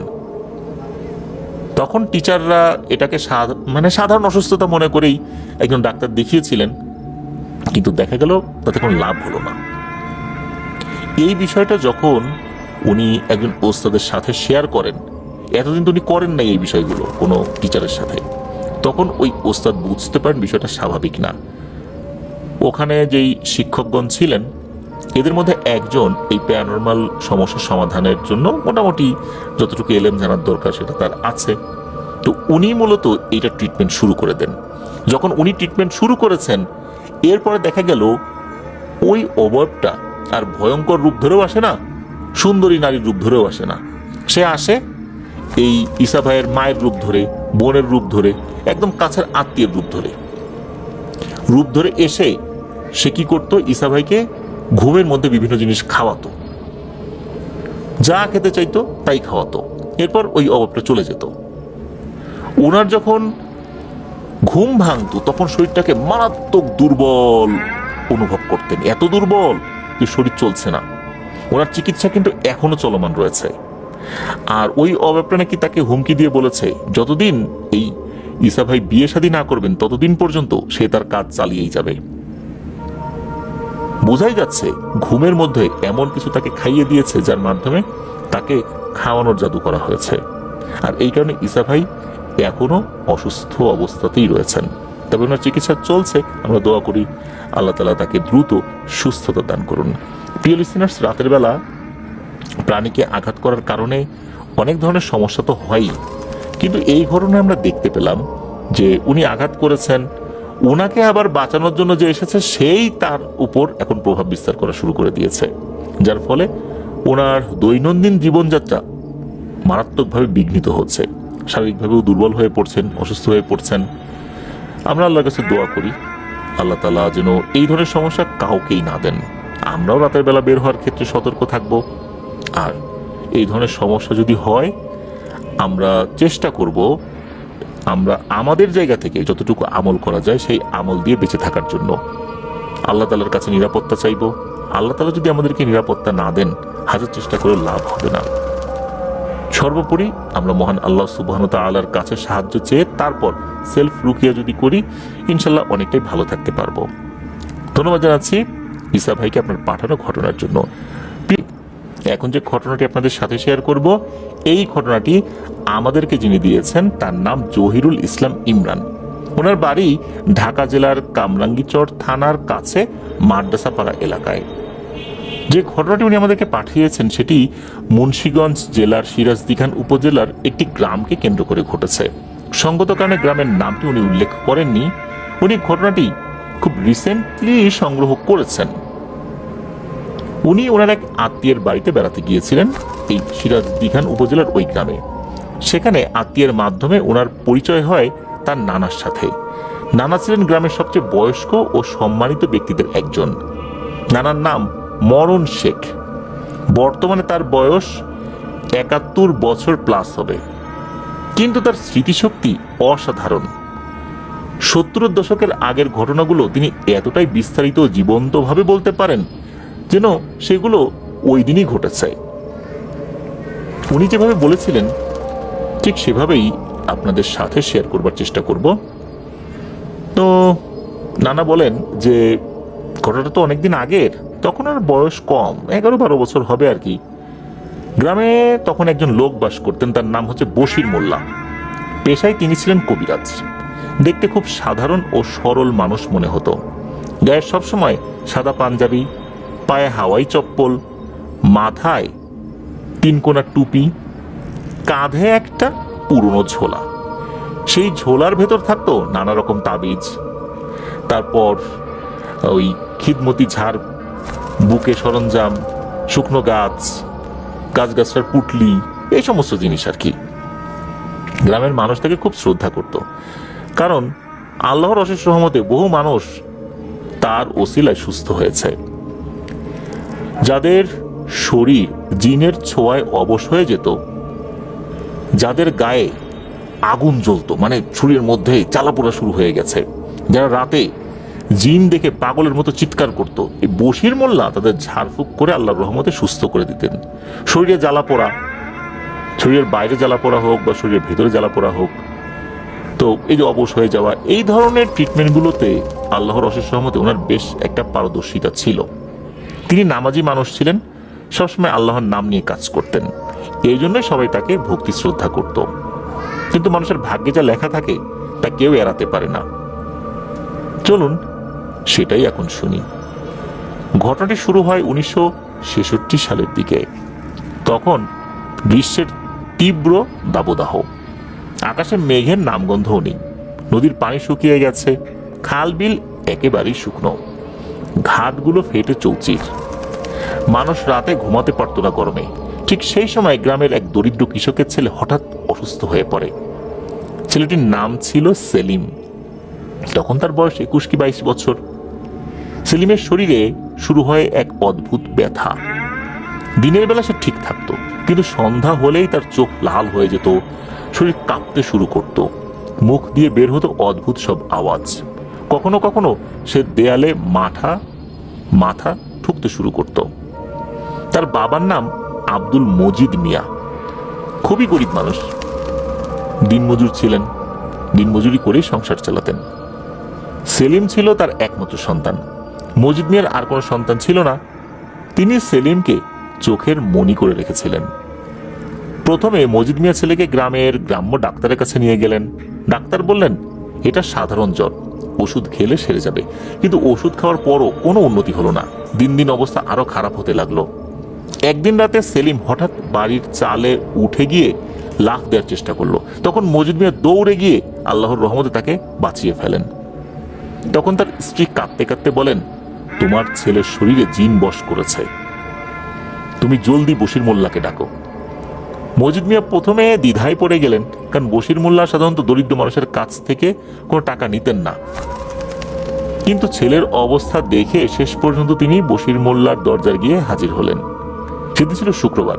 জুম্মার নামাজ শেষে বশির মোল্লা তার ঘরের বারান্দায় বসে কি যেন করছিলেন। মজিদ মিয়া তার কাছে গিয়ে কাঁদো কাঁদো হয়ে সবকিছু খুলে বললেন। বশির মোল্লা দীর্ঘশ্বাস ফেলে বললেন, আমি এখনই আসছি, তো একটু কাজ করি, বাড়িতে কিছু কাজ আছে। তুমি এক কাজ করো, তুমি বাড়িতে যাও, আমি যতটুকু বুঝতে পারছি সেই অনুযায়ী কিছু সরঞ্জাম নিয়ে আসছি তোমার বাড়িতে। তো মজিদ মিয়া তো চলে গেলেন। এরপর কিছু কাজ করে বশির মোল্লা কাঁধে ঝোলা নিলেন, সাথে নিলেন পরা পানির বোতল, কিছু তেল, আরো কিছু সরঞ্জাম আদি। তারপর মজিদ মিয়ার বাড়ির দিকে রওনা হলেন। মজিদ মিয়ার বাড়ি ছিল গ্রামের একেবারে শেষ প্রান্তে, একটা ছোট্ট টিনের ঘর। ঘরের পেছনে একটা আম গাছ, সামনে ছোট্ট একটা উঠোন। বশির মোল্লা যখন পৌঁছালেন তখন দুপুর ঘনিয়ে বিকেল হয়ে এসেছে, আসরের আজান দেবার সময় হয়ে গেছে। ঘরের ভেতর একটা খাটের উপরে সেলিমকে শুইয়ে রাখা হয়েছে। তার চোখ টকটকে লাল, হাত পা ঠান্ডা, মুখ দিয়ে ফেনা বের হচ্ছে। মজিদ মিয়ার স্ত্রী ছেলের মাথায় হাত বুলিয়ে কাঁদছেন। আশেপাশে কয়েকজন প্রতিবেশী জড়ো হয়ে গেছে। বশির মোল্লা ঘরে ঢুকে মজিদ মিয়াকে রেখে সবাইকে ঘরের বাইরে যেতে বললেন। যেহেতু মজিদ মিয়া এই সেলিমের পিতা, তাই তিনি ছাড়া ঝাড়ফুঁকের সময় কেউ থাকবেন না। তৃতীয় কোনো ব্যক্তি থাকলে কোনো ধরনের অঘটন ঘটে যেতে পারে। যদি এটা জিন রিলেটেড কোনো বিষয় হয়েই থাকে, তাহলে তৃতীয় ব্যক্তি থাকলে নাকি জিন আরো ক্ষিপ্ত হয়ে উঠতে পারে। বশির মোল্লা ও মজিদ মিয়া ঘরের ভিতরে, এবং মজিদ মিয়ার স্ত্রী ও প্রতিবেশী যারা ছিলেন তারা দরজার বাইরে দাঁড়িয়ে রইলেন। বশির মোল্লা ভেতর থেকে দরজা বন্ধ করে দিলেন। তিনি তার মতো করে রুকিয়া করতে শুরু করলেন। রুকিয়া করতে করতে বশির মোল্লা সেলিমের মাথার কাছে গিয়ে বসলেন। সেলিমের শরীর তখনও থরথর করে কাঁপছে, চোখ বড় বড় করে তাকিয়ে আছে, মুখ দিয়ে ফেনা বের হচ্ছে। বশির মোল্লা ঝোলা থেকে একটা ছোট্ট পাত্র বের করলেন, তাতে কিছু তেল ঢেলে দিলেন। তারপর রুকিয়া করে ফু দিয়ে সেই তেল সেলিমের কপালে লাগাতে গেলেন। ঠিক তখনই শুরু হলো ভয়ঙ্কর ঘটনা। যেই না তিনি তেল লাগানোর জন্য হাত বাড়ালেন, অমনি সেলিম এমন ভাবে তাকালেন মনে হচ্ছে এই চোখ সেলিমের না। সেটা ছিল কোনো ভয়ঙ্কর গোল চোখ, নিষ্ঠুর এক চোখ, যে চোখে খুনি রক্ত রয়েছে। তখন সেলিমের মুখ দিয়ে বেরিয়ে এলো বিকট এক আওয়াজ, যেন গলার ভেতর থেকে কেউ চিৎকার করছে। বশির মোল্লা সেলিমকে জিজ্ঞেস করার আগেই সেলিমের ভেতর থেকে জিনটি বলল, কবিরাজ, তুই আমাকে বের করতে চাস? তোর সাথে তো আমার হিসাব নিকাশ আছে রে। এই ছেলের শরীর আমি বহু বছর ধরে আছি, তুই যদি আমাকে বের করিস, কি মনে করছিস আমি তোকে ছেড়ে দেব? বশির মোল্লা অবশ্য এই ধরনের হুমকি ধামকিতে খুব ভালোভাবেই অভ্যস্ত হয়ে আছেন বহু আগে থেকেই। যেহেতু এই রিলেটেড কাজ করেন, তাই বশির মোল্লা জিনের হুমকি ধামকিতে তো দমে যাওয়ার পাত্র নন। বশির মোল্লা ভয় না পেয়ে দৃঢ় কণ্ঠে বললেন, আমি আল্লাহর নাম নিয়েছি, তুই এই নিরীহ ছেলের শরীর ছেড়ে চলে যা, না হলে আমি তোকে কঠিন থেকে কঠিনতম শাস্তি দেব। জিনটা নাকি তখন ভয়ঙ্করভাবে হেসে ওঠে। তার হাসি এতটাই বিভৎস ছিল যে দরজার বাইরে দাঁড়ানো মজিদ মিয়ার স্ত্রী এবং আশেপাশের মানুষজন শুনতে পেলেন। মজিদ মিয়ার স্ত্রী তখন প্রায় অজ্ঞান হয়ে যাচ্ছিলেন ভয়ে আর ছেলের চিন্তায়। তখন প্রতিবেশী মহিলা যারা ছিলেন তারা তাকে ধরে রাখলেন। এদিকে চিন্তা বলল, বশির মোল্লা, পাগলামি করিস না। এই ছেলের দেহের সাথে আমি কত গভীরভাবে মিশে গেছি তুই জানিস না? তুই আমাকে বের করতে গেলে এই ছেলেটা মারা যাবে। এবারে জিনের এই কথা শুনে বশির মোল্লা থমকে গেলেন। তিনি বুঝতে পারলেন এটা সাধারণ কোনো জিন নয়, এটা একটা শক্তিশালী ভয়ঙ্কর পিশাচ শ্রেণীর জিন, যা মানুষের শরীরে গভীরভাবে প্রবেশ করে, মাংস, শিরা উপশিরার সাথে জড়িয়ে যায়। একে বের করা খুবই কঠিন। বের করতে গেলে শরীরের অনেক ক্ষতি হতে পারে। কিন্তু বশির মোল্লা উনি তো একজন পেশাদার রাকি, তিনি অনেক কঠিন কেস হ্যান্ডেল করেছেন। এভাবে জিনের কথায় দমে গেলে তো চলবে না। তিনি ভাবলেন সঠিক পদ্ধতিতে চিকিৎসা করলে এবং চেষ্টা করলে হয়তো ছেলেটি বেঁচে যেতে পারে। তিনি ওই পিশাচের সাথে আর তর্ক না করে সরাসরি কাজ শুরু করলেন। তিনি আবার রুকিয়া করতে শুরু করলেন। রুকিয়া করতে করতে তিনি সেলিমের শরীরে হাত বুলিয়ে দিচ্ছিলেন। প্রতিবার হাত দেওয়ার সাথে সাথে সেলিম চিৎকার করে উঠছিল, শরীর গরমে পুড়ে যাচ্ছিল, নাক মুখ দিয়ে ফেনা ও রক্ত বের হচ্ছিল। বশির মোল্লা বুঝতে পারছিলেন জিন বের হতে চাইছে না, কিন্তু তিনি রুকিয়া থামালেন না, কারণ রুকিয়া থামালে জিন আরো শক্তিশালী হয়ে উঠে তাকে আক্রমণ করতে পারে। এইভাবে প্রায় 1 ঘন্টা কেটে গেল। হঠাৎ সেলিম বিকট এক চিৎকার দিয়ে উঠল। তার মুখের ভেতর থেকে কালো রঙের একটা ধোঁয়া বের হতে লাগলো। বশির মোল্লা ভাবলেন বের হচ্ছে, এবার বের হচ্ছে। তিনি আরো জোরে কোরআনের আয়াত পড়তে লাগলেন। কিন্তু এখানেই ঘটে গেল ভয়ানক একটা ভুল। বশির মোল্লা এতটাই রুকিয়াতে মগ্ন ছিলেন যে লক্ষ্যই করেননি সেলিমের হৃৎপিণ্ড খুব দুর্বল হয়ে পড়েছে। তিনি জিনকে পুরোপুরি বের করার জন্য আরো তীব্রভাবে রুকিয়া করতে লাগলেন। শেষ পর্যন্ত জিনটা বেরিয়ে গেল কালো ধোঁয়ার মতো হয়ে।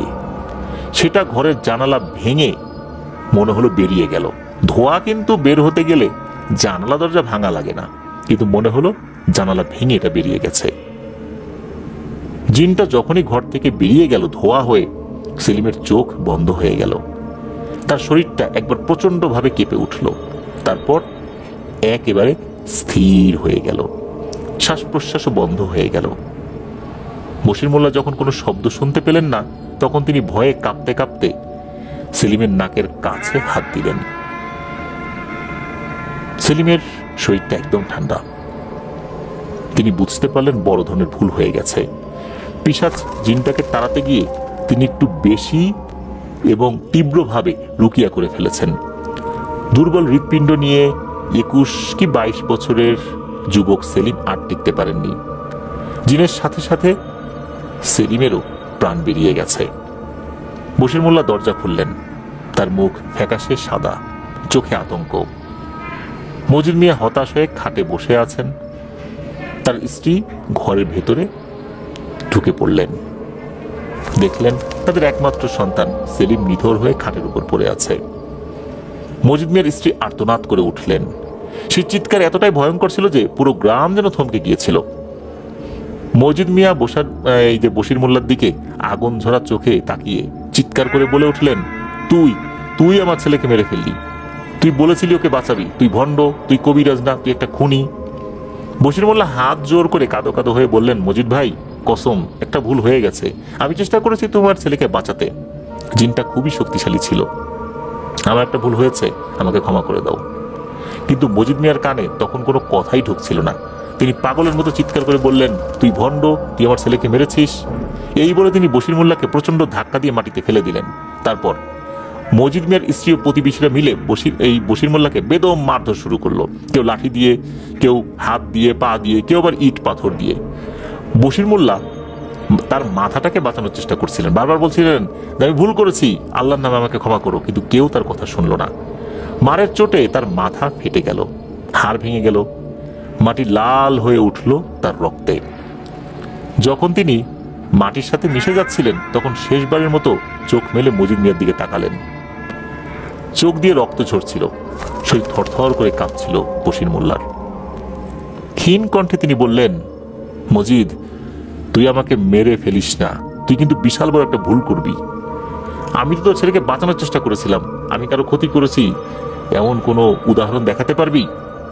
আজ তোর ছেলে মারা গেছে বলে তুই আমার উপর এতটা নির্দয় হচ্ছিস? এই কি উপকার করার নমুনা? তোর ছেলের হায়াত ওই পর্যন্তই ছিল, ওই জিনটাকে না বের করে আমি কি বা করতাম? ওই জিনটাও তো তোর ছেলেকে মেরেই ফেলতো। তোর ছেলে মারা যাওয়ার জন্য আমি ক্ষমা প্রার্থী, কিন্তু এটাতে আমার তো কোনো হাত নাই। আমাকে মেরে ফেলাটা কি কোনো সমাধান?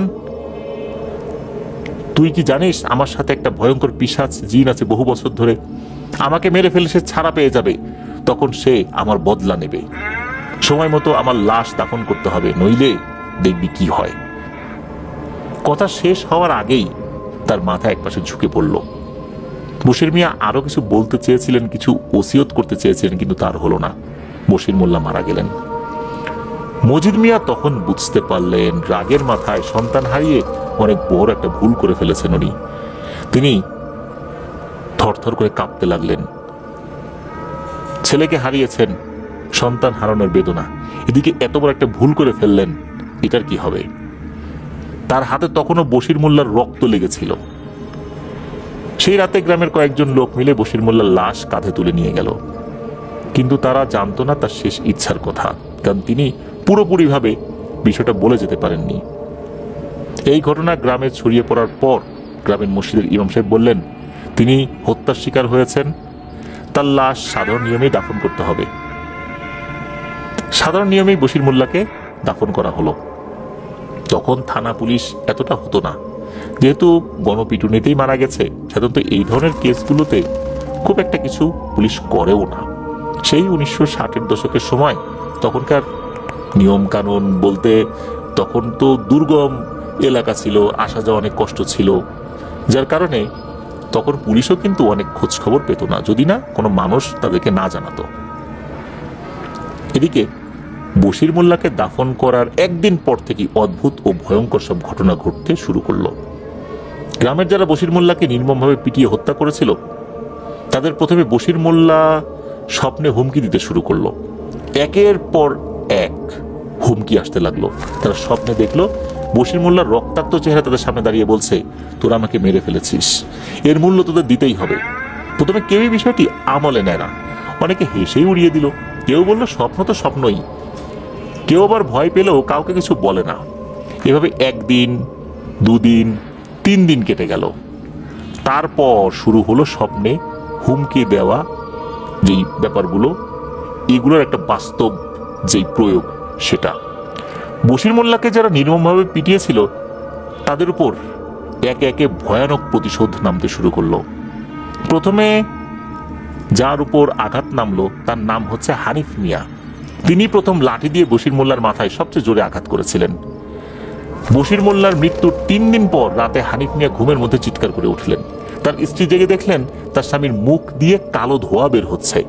হানিফ মিয়া বিছানায় বসে নিজের মাথায় হাত দিয়ে চিৎকার করে বলছেন, আমার মাথা ফেটে যাচ্ছে, আমার মনে হচ্ছে কেউ আমাকে আঘাত করে মাথা ফাটিয়ে দিয়েছে। সকালে গ্রামের লোকজন দেখলো হানিফ মিয়ার মাথার খুলি ফেটে গেছে, রক্ত মগজ বেরিয়ে এসেছে, অথচ শরীরে বাহ্যিক কোনো আঘাতের চিহ্নই ছিল না। উনি শুধু বলেছিলেন যে ওনার মাথা ফেটে যাচ্ছে, মাথা ফেটে যাচ্ছে, কিন্তু কে আঘাত করেছে, কি হলো না হলো কিছুই বোঝা গেল না। ওনার স্ত্রীও কিছু বলতে পারেননি। এইভাবে উনি মারা গেলেন। দ্বিতীয় জন যিনি মারা গেলেন তার নাম হচ্ছে রশিদ শেখ। তিনি বশির মোল্লাকে লাথি মেরে মাটিতে ফেলে দিয়েছিলেন এবং পায়ে পিষে মেরেছিলেন। মৃত্যুর 7 দিন পর রাতে রশিদ শেখ তার ঘরের উঠোনে বসেছিলেন। হঠাৎ তার 2 পা অসাড় হয়ে গেল। তিনি চিৎকার করে বলতে লাগলেন, আমার পা ভেঙে যাচ্ছে, আমার পা ভেঙে যাচ্ছে। পরদিন সকালে দেখা গেল তার 2 পায়ের হাড় একেবারে গুঁড়ো গুঁড়ো হয়ে গেছে, পা দুটো অস্বাভাবিক রকমে বেঁকে গেছে। আরো অদ্ভুত ব্যাপার হচ্ছে যে তার হাড়গুলো এতটাই গুঁড়ো গুঁড়ো হয়ে গিয়েছিল, মনে হচ্ছে কেঁচোকে যেভাবে লাঠির আগায় নিলে দুপাশে ঝুলে থাকে ওই রকম হয়ে গেছে। ডাক্তার এক্সরে করেও কোনো কারণ খুঁজে পেলেন না যে এইভাবে হাড় এত গুঁড়ো গুঁড়ো হয়ে যাওয়ার আসলে কি ঘটনা ঘটতে পারে। মনে হচ্ছে পায়ের উপর দিয়ে ভারী কোনো কিছু চলে গেলে এরকমটা হতে পারে, কিন্তু তাতে তো পায়ে ক্ষত সৃষ্টি হওয়ার কথা, পায়ে তো কিছুই হয়নি, শুধু ভেতরে হাড়গুলোর অবস্থা এরকম হয়েছে। ওই দিনই শরীরে মারাত্মক রকমের যন্ত্রণা শুরু হয়ে যায় এই রশিদ শেখের। ওই দিনই মারা যান। তৃতীয় জন, ওনার নাম ছিল করিম দেওয়ান। তিনি বশির মোল্লার বুকে ও পেটে ইট দিয়ে আঘাত করেছিলেন। বশির মোল্লার মৃত্যু 10 দিন পর এক রাতে করিম দেওয়ান তার ঘরের ভেতর থেকে ভয়ানক চিৎকার শুরু করলেন। লোকজন দৌড়ে গিয়ে দেখলো তিনি মেঝেতে পড়ে আছেন, তার বুক ও পেট ফুলে উঠেছে, যেন কেউ ভেতর থেকে চাপ দিচ্ছে। তিনি হাঁপাতে হাঁপাতে বলছিলেন, কিছু একটা আমার পেটের মধ্যে ঢুকে আমাকে পিষে মারছে, ঠিক যেভাবে বশির মোল্লাকে মেরেছিলাম। পরদিন দেখা গেল একটা ভয়ঙ্কর দৃশ্য। মনে হচ্ছে তার বুকের হাড়গুলো ভেঙে চুরমার হয়ে গেছে। উনি রক্ত বমি করতে করতেই মারা যান। আর বুকের হাড় ভেঙে চুরমার হয়ে যাওয়ার কারণে অসহ্য যন্ত্রণা ওনার হচ্ছিল। চতুর্থ জন, যিনি ছিলেন আব্দুল জব্বার, উনি ছিলেন খুব বেশি নির্মম। বশির মোল্লাকে মাটিতে ফেলে তার মুখে পা দিয়ে নাকি চেপে ধরেছিল। বশির মোল্লার মৃত্যুর 2 সপ্তাহ পার হয়ে গেছে। এক রাতে এই আব্দুল জব্বার তার ঘরে ঘুমিয়েছিল, হঠাৎ তার গলায় অদৃশ্য কেউ চেপে ধরে। সে হাত পা ছুটতে ছুটতে চিৎকার করছিল, আমার গলা ছেড়ে দে, আমার গলা ছেড়ে দে। আমি ওর গলায় পা দেইনি। এই দৃশ্যকে তার স্ত্রী দেখে চিৎকার চেঁচামেচি শুরু করে দেয়। তার স্ত্রীর চিৎকারে প্রতিবেশীরা ছুটে আসে, বাড়ির অন্য লোকজনও ছুটে এসে দেখে জব্বার মিয়ার এই অবস্থা। সকালবেলা তার মৃত্যু হয়। তার গলার হাড় ভেঙে গেছে, মুখ দিয়ে জিহ্বা বের হয়ে এসেছে, গলায় কালো হাতের ছাপ একদমই স্পষ্ট ছিল। এভাবে একজনের পর একজন মারা যেতে থাকে, যারা সেদিন বশির মোল্লাকে নির্মমভাবে পিটিয়েছিল। তাদের উপর একের পর এক অমানসিক যন্ত্রণা নেমে আসতে থাকে আর কি। কেউ মাথা ফেটে, কেউ হাড় গুঁড়ো হয়ে, কেউ অন্ধ হয়ে, কেউ পাগল হয়ে মারা যেতে লাগলো। গ্রামের লোকেরা বুঝতে পারলো বশির মোল্লার পিশাচ জিন শুধু প্রতিশোধ নিচ্ছে না, সে তার সঙ্গী জিনটাকেও সাথে নিয়ে পুরো গ্রামকে একরকম শাস্তি দিয়ে যাচ্ছে। মূলত ওই জিন একা না, তার সাথে আরো সঙ্গী আছে। যারা সেদিন হাত তুলেছিল তাদের কেউই আর রক্ষা পেল না। বশির মোল্লার মৃত্যুর পর মাসখানেক ধরে গ্রামের উপর নেমে এসেছিল এক চরম অভিশাপ। মজিদ মিয়ার পরিবার ও গ্রামবাসীর সাথে যা ঘটল তা ছিল অবর্ণনীয়, ভয়ঙ্কর। এই ভয়ঙ্কর মৃত্যুর ঘটনার পর থেকেই এরপর শুরু হলো মজিদ মিয়ার স্ত্রীর সাথে ঘটনা। মজিদ মিয়ার স্ত্রীর অবস্থা পাল্টে যেতে শুরু করলো। রাত হলে তিনি অদ্ভুত আওয়াজ করতে শুরু করতেন, কখনো উচ্চস্বরে হাসতেন, কখনো ফুপিয়ে কাঁদতেন, কখনো গলা দিয়ে এমন গর্জন বের হতো যেন কারো এমন একটা সমস্যা হয়েছে, গলা দিয়ে আওয়াজ বের হচ্ছে না, সে অনেক চেষ্টা করছে শব্দ বের করার। আবার কখনো কখনো মনে হতো বন্য কোনো পশু ডাকছে। আসলে ডাকছে কিন্তু এই মজিদ মিয়ার স্ত্রী। তার চোখ লাল হয়ে যেত, মুখ দিয়ে ফেনা বের হতো, তিনি নিজের চুল নিজেই ছিঁড়তে থাকতেন, চিৎকার করতেন আর বলতেন, আমার ছেলেকে ফিরিয়ে দে, আমার সেলিমকে ফিরিয়ে দে। এভাবে উনি এলোমেলো কথাবার্তা বলতেন আর কি। এক রাতে মজিদ মিয়া ঘুম থেকে উঠে দেখলেন তার স্ত্রী খাটের উপর বসে নিজের বাহু থেকে মাংস ছিঁড়ে ছিঁড়ে খাচ্ছে। রক্তে বিছানা ভিজে গেছে, তার মুখ রক্তে মাখামাখি, চোখ দুটো একেবারে কালো। তিনি হাসতে হাসতে বলছিলেন, তোর ছেলে তো গেছে, এখন তোর বউয়ের পালা মজিদ মিয়া। এই কথা শোনার পর মজিদ মিয়া তো চিৎকার করে ওঠেন। তার চিৎকার চেঁচামেচিতে প্রতিবেশীরা ছুটে এসে দেখেন এই ভয়ঙ্কর দৃশ্য। তারাও ভয় পেয়ে যান, কেউ কাছে আসতে পারছিলেন না মজিদ মিয়ার স্ত্রীর। তবে সাহসী কয়েকজন এসে তার স্ত্রীকে ধরে রাখার চেষ্টা করলেন, কিন্তু মজিদ মিয়ার স্ত্রীর শরীরে এমন শক্তি এসে ভর করেছে যে মুহূর্তের মধ্যে সবাইকে একদম ছুঁড়ে ফেলে দিচ্ছে, এমন একটা অবস্থা। দূরে পড়ে গিয়ে অনেকেই আহত হয়েছে। শেষ পর্যন্ত আরো অনেক মানুষ চলে আসে। একটা পর্যায়ে দূর থেকে তার শরীরে দড়ি পেঁচিয়ে দেওয়া হয়। এরপর সেই দড়ি টানতে টানতে একটা খুঁটির সাথে তাকে বেঁধে দেওয়া হয়। একদম কাছে গিয়ে কাজ করা যাচ্ছিল না। এখানে কিন্তু ঘটনা শেষ না। সেলিমের শরীর থেকে বের হয়ে আসা জিন আর বশির মোল্লার সাথে বহু বছর ধরে থাকা পিশাচ জিন আর তাদের সহযোগী শক্তিশালী পিশাচ জিনগুলো একত্র হয়ে গ্রামে তাণ্ডব শুরু করেছে। বশির মোল্লা তো মারাই গেছে, কিন্তু ওই যে জিনটা, সেও তো ক্ষোভ, এখন বশির মোল্লা মারা গেছে, সে তো আর কার উপর ক্ষোভ ঝাড়বে, গ্রামের লোকদের উপর ক্ষোভ ঝাড়া শুরু করেছে। এদিকে বশির মোল্লার পিশাচ জিন, সেও গ্রামবাসীর উপর ক্ষিপ্ত, গ্রামবাসী এইভাবে তার ওস্তাদকে মেরে ফেলেছে। আর এদেরও তো সহযোগী বিভিন্ন জিন আছে, সবগুলো মিলিয়ে একটা ব্যাটালিয়ন হয়ে পুরো গ্রামবাসীর উপর ভয়ঙ্কর এক নির্যাতন শুরু করেছে। রাত নামলেই নাকি গ্রামে মাংস পচা গন্ধে ভরে উঠত। রাত গভীর হলে মানুষের আর্তনাদ শোনা যেত। মজিদ মিয়ার ঘরে প্রতি রাতেই ভয়ঙ্কর ঘটনা ঘটতে লাগলো। মজিদ মিয়ার স্ত্রী ধীরে ধীরে পাগল হয়ে যেতে লাগলেন। তিনি সারাদিন মেঝেতে বসে থাকতেন, চোখ লাল টকটকে, মুখ দিয়ে ফেনা ঝরত, সবসময় লালাও ঝরত, ফেনাও ঝরত।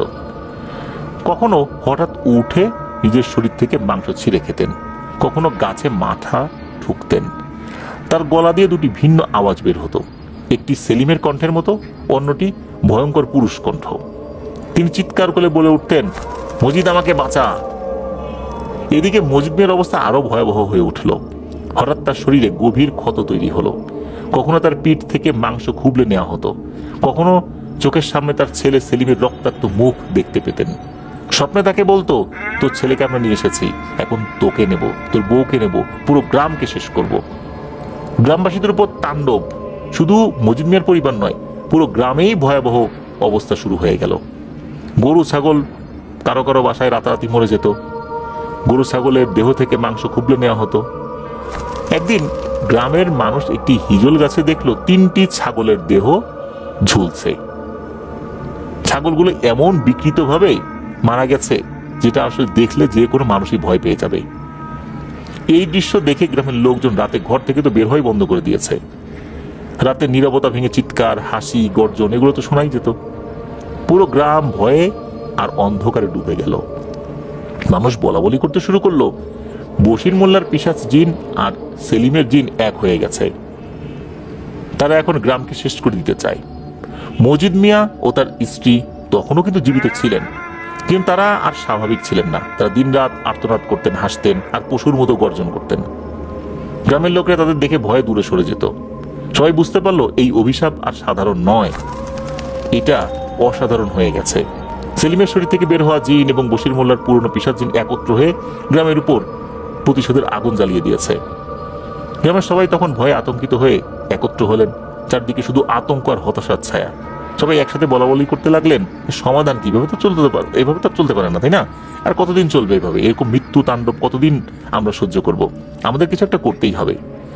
ঠিক সেই সময় গ্রামের মসজিদের ইমাম সাহেব গ্রামের লোকজনদেরকে একত্র করে বললেন, যারা এই নৃশংস অপকর্মের সাথে সরাসরি জড়িত ছিল তারা প্রায় সবাই ইতোমধ্যে মারা গেছে। আল্লাহর গজব তাদের উপর নেমে এসেছে, কিন্তু যারা এখনো জীবিত আছেন তাদের উচিত অবিলম্বে বশির মোল্লার পরিবারের কাছে গিয়ে ক্ষমা চাওয়া। তাদের বলবে, আমরা অন্যায় করেছি, রাগের বশে আমরা নিরপরাধ মানুষকে হত্যা করেছি, এটার আসলে কোনো ক্ষমা হয় না, তারপরও আমাদেরকে ক্ষমা করে দেন। প্রয়োজনে পায়ে পড়ে কান্নাকাটি করে ক্ষমা চাইতে হবে, তাতে যদি এই অভিশাপ কাটে। ইমাম সাহেবের কথা শুনে গ্রামে যারা ময়মুরব্বী ছিলেন, এর মধ্যেও কিন্তু কয়েকজন ওই বশির মোল্লাকে যখন পেটানো হচ্ছিল উপস্থিত ছিলেন। তারা ওইভাবে হাত দেন নাই বশির মোল্লার শরীরে, তারাও কিন্তু ওখানে ছিলেন। এদিকে তারাও তো মাথা নিচু করে দাঁড়িয়ে রইলেন। অনেকের চোখে অনুতাপ, ভয় সবকিছুই রয়েছে। বশির মোল্লার মৃত্যুর পর তার পরিবারের অবস্থা হয়ে উঠেছিল অত্যন্ত করুণ ও হৃদয় বিদারক। তো বশির মোল্লা তো উনি বিয়ে করেছিলেন, তার স্ত্রী ছিল, সন্তানাদি ছিল। তার স্বামী যতটুকু এই কবিরাজি করে উপার্জন করতেন তা দিয়ে ওনাদের সংসার চলতো। যেহেতু উনি গরিব মানুষদের কাছ থেকে কোনো টাকাই নিতেন না, দেখা গেল যে অনেক অভাবী মানুষ, অনেক জটিল সমস্যা আছে, তাদের কাছ থেকে কোনো টাকা নিতেন না। সারাদিন পরিশ্রম করেছেন, একটা টাকাও নেন নাই। তো এভাবে তো কেউ আর ধনী হয় না, কোনো মতে সংসার চলে আর কি। বশির মোল্লার স্ত্রী খুবই কষ্টে দিনানিপাত করছিলেন। তার স্বামীর যে হত্যাকাণ্ড, এটার বিচার উনি কার কাছে চাইতে যাবেন? গ্রামবাসী তো তার স্বামীকে হত্যা করেছে, বিচার চাইতে গেলে তো গ্রামের লোকজন আবার তাকে একঘরে করে দেবে। অনেক ধরনের সমস্যাই তো উনি ফেস করছিলেন আর কি। প্রথম কিছুদিন তো উনি কথাই বলতে পারতেন না, শোকে ঘরের করে চুপচাপ বসে থাকতেন। চোখ দিয়ে অবিরাম অশ্রু ঝরত। কখনো কখনো বুক চাপড়ে চিৎকার করে উঠতেন, আমার স্বামীকে ওরা মেরে ফেললো, আমার স্বামীকে ওরা মেরে ফেললো রে, কোনো বিচার হইল না। আসলে বিচার হচ্ছে অন্যভাবে। ওনার 2 ছেলে 1 মেয়ে ছিল। বড় ছেলে গ্রামের মাদ্রাসায় শিক্ষকতা করতেন। বশির মোল্লার মৃত্যুর পর পুরো পরিবার যেন অন্ধকারে ডুবে গিয়েছিল।